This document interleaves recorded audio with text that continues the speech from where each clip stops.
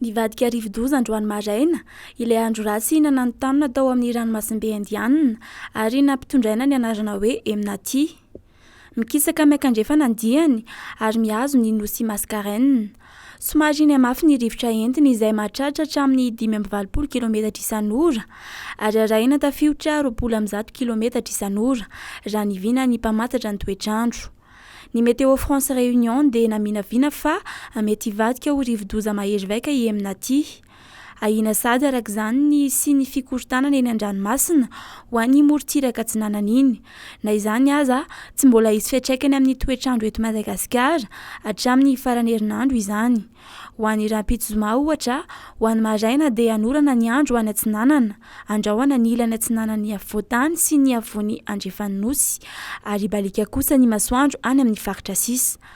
Isy oram-baratra kely kosa ny tolakandro any amin'ny faritra Melaky, Bonglava, Diana, ny tapany avaratry Menabe sy ny tendrony avaratry Sofia. Anorana malefaka ao Analanjorofo, fa ho maina kosa ny andro manerana ny faritra sisa. Voavaozina ny lalana mampitohy any Fanadina sy Kongo izay mirefy 430 kilometatra ao aorian'ny vanim-potoanan'ny orana, araka ny vaovao nampitain'ny Ministeran'ny Asa Vaventy. Mandra-piandry izany anefa dia misy ny asa fanamboarana lalana ampiasaina vonjimaika izay natomboka androany alakamisy ho iatran'ny ministera. Anisan'ny saro-dalana ny mampitohy any Fanadina sy Kongo ka mahatonga ireo distrika ireo mitoka-monina tanteraka nandritra ny taona maro.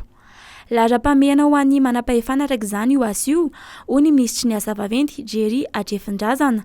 Nahita ny fasarotana makany an-toerana raha teo ny fitondram-panjakana tamin'ny fitaterana ny fanampiana ho an'ny Jabona ny rivo-doza Batsiray iny ho any an-toerana. Trano ilay misy 100 mahery no andraisana Jabona mahery ny 700 any Mananjary. Efa napetraka ao Malalaroby ny trano ilay lehibe iray ho fandraisana azy ireo. Ireo Jabona napetraka teny anivon'ny sekoly no afindra anatin'ireo trano ilay ireo araka nambaran'ny Ministeran'ny Fanabeazam-pirenena. Ankoatra ny fahasimban'ireo sekoly, dia anisan'ny tsy ahafahan'ny ankizy mianatra ihany koa ny fisian'ireo Jabona teny anivony ireny trano fianarana ireny.